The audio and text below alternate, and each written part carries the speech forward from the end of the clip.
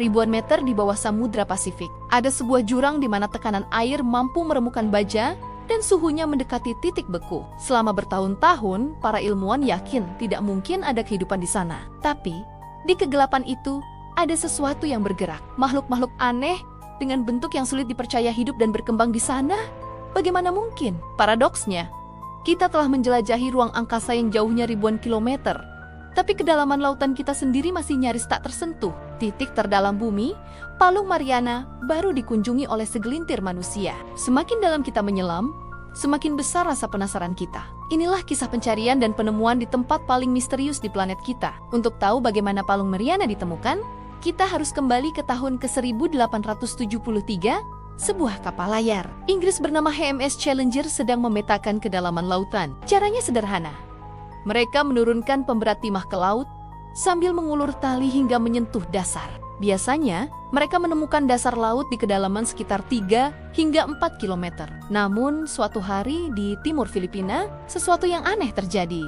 Pemberat itu terus turun. Para kru di atas kapal kayu itu gelisah melihat tali terus diulur melewati batas yang mereka kenal. Tali itu melewati 6 km, lalu 7, dan belum juga berhenti. Akhirnya, pada kedalaman lebih dari 8 km, pemberat itu berhenti. Saat itulah mereka sadar, mereka baru saja menemukan jurang laut yang luar biasa dalam. Jurang itu kemudian dikenal sebagai Palung Mariana. Yang lebih mengejutkan, di dalam palung itu ternyata ada titik yang jauh lebih dalam, yang dinamai Challenger Deep untuk menghormati kapal yang menemukannya. Kedalamannya mencapai sekitar 11 km. Bayangkan Gunung Everest, gunung tertinggi di dunia. Jika Everest ditenggelamkan ke dalam Challenger Deep, puncaknya masih akan berada 2 km di bawah permukaan laut. Dengan peralatan sederhana, para ilmuwan HMS Challenger secara tak sengaja membuka fakta bahwa bumi menyimpan sebuah luka raksasa yang jauh, lebih dalam dari apapun yang pernah terpikirkan.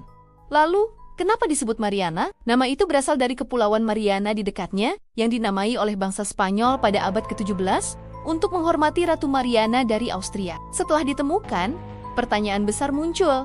Mengapa lubang sedalam itu bisa terbentuk? Palung ini adalah jejak dari kekuatan raksasa yang membentuk bumi. Bayangkan permukaan bumi seperti potongan-potongan raksasa yang disebut lempeng tektonik. Lempeng-lempeng ini terus bergerak perlahan. Di Samudra Pasifik, lempeng Pasifik yang sangat tua dan berat terus bergerak ke arah barat. Perjalanan panjang ini membawanya bertemu dengan lempeng Filipina yang lebih muda dan lebih ringan. Ketika dua lempeng ini bertabrakan, terjadilah proses yang disebut subduksi. Lempeng Pasifik yang lebih berat dipaksa melengkung dan terseret masuk ke bawah lempeng Filipina. Proses penenggelaman lempeng inilah yang membentuk sebuah cekungan yang sangat dalam, yaitu Palung Mariana. Energi dari pergeseran lempeng ini juga menjadi sumber dari sekitar 90% gempa bumi di planet kita dan menciptakan rangkaian gunung berapi yang dikenal sebagai cincin api Pasifik. Sekarang, kita berhadapan dengan tantangan terbesar di sana. Tekanan air, semakin dalam kita menyelam, semakin besar beban air yang menekan dari segala arah. Di dasar Palung Mariana, tekanannya lebih dari 1000 kali lipat tekanan di permukaan laut. Bayangkan seekor badak dewasa berdiri di atas kuku ibu jari Anda. Itulah tekanan yang harus dihadapi semua benda atau makhluk di Challenger Deep. Bahkan kapal selam militer tercanggih umumnya hanya berani turun hingga sekitar 1,5 km. Lebih dalam dari itu, risikonya adalah kehancuran total. Pada tahun 2014, sebuah kendaraan eksplorasi tak berawak hancur berkeping-keping karena mengalami implosi. Sebuah kehancuran mendadak ketika tekanan luar menghancurkan seluruh strukturnya. Namun, di tengah kondisi mustahil ini, sebuah keajaiban terjadi. Ada makhluk yang mampu bertahan hidup. Pertanyaan, apakah batas ini bisa kita lampaui? Terjawab pada tahun ke-1960, dua orang, Letnan Don Walsh dari Angkatan Laut AS dan Jacques Piccard, seorang ahli kelautan Swiss, memutuskan turun ke titik terdalam di bumi. Kendaraan mereka bernama Trieste, sebuah kapal selam kecil dengan desain unik. Perjalanan mereka menuju dasar memakan waktu hampir 5 jam. Ketika Trieste memasuki kedalaman sekitar 9 km, terdengar suara dentuman keras. Salah satu jendela bagian luar pecah. Sedikit saja kesalahan, Trieste bisa remuk dalam sekejap. Tapi mereka tetap melanjutkan turun. Ketika akhirnya tiba di dasar, mereka melihat sesuatu yang mengejutkan. Seekor ikan pipih berenang perlahan. Ini menjadi pengamatan pertama yang mengonfirmasi keberadaan makhluk hidup di titik terdalam bumi. Apa yang mereka lakukan begitu ekstrem sehingga selama lebih dari 50 tahun, tidak ada yang berani mengulanginya. Sebagai perbandingan, lebih dari 7.000 pendaki telah mencapai puncak Everest, dan 12 orang telah berjalan di bulan. tetapi hanya segelintir manusia yang pernah turun ke Challenger Deep. Barulah pada tahun 2012, sutradara film James Cameron melakukan penyelaman solo pertama dengan kapal selam buatannya Deep Sea Challenger. Penyelaman-penyelaman ini membuktikan satu hal, Palung Mariana bukanlah jurang kosong. Untuk memahami apa yang mereka lihat, kita harus menelusuri perjalanan ke dasar laut. Kita mulai dari zona epipelagik, dari permukaan hingga 200 meter, di mana cahaya matahari melimpah.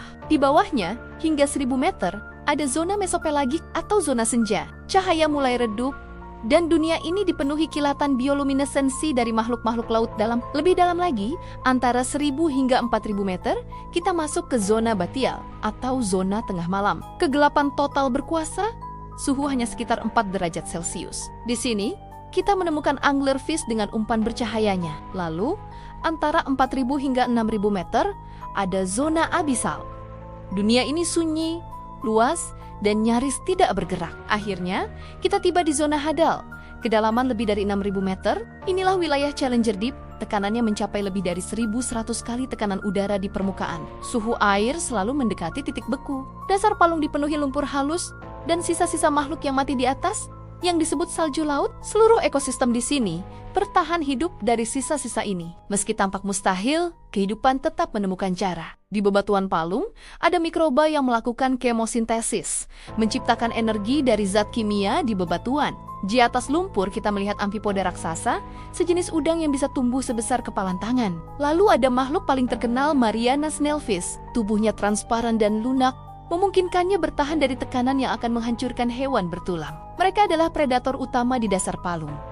Penemuan yang paling mengejutkan adalah Xenophyophore. Makhluk ini hanya satu sel tunggal, tapi bisa tumbuh sebesar bola kaki. Ini adalah salah satu bentuk kehidupan paling tangguh di bumi. Sampai hari ini, peneliti baru mengidentifikasi sekitar 400 spesies di seluruh zona hadal, jumlah yang sangat kecil. Artinya, apa yang kita temukan mungkin hanya sebutir pasir dari seluruh misteri di dasar bumi. Kita telah menempuh perjalanan yang hampir mustahil, dari permukaan Samudra Pasifik hingga zona hadal yang penuh tekanan. Kita melihat sendiri bahwa Palung Mariana bukanlah ruang kosong, melainkan dunia tersembunyi yang tetap berdenyut. Inilah ironi terbesar. Kita tahu lebih banyak tentang Mars daripada dasar lautan kita sendiri.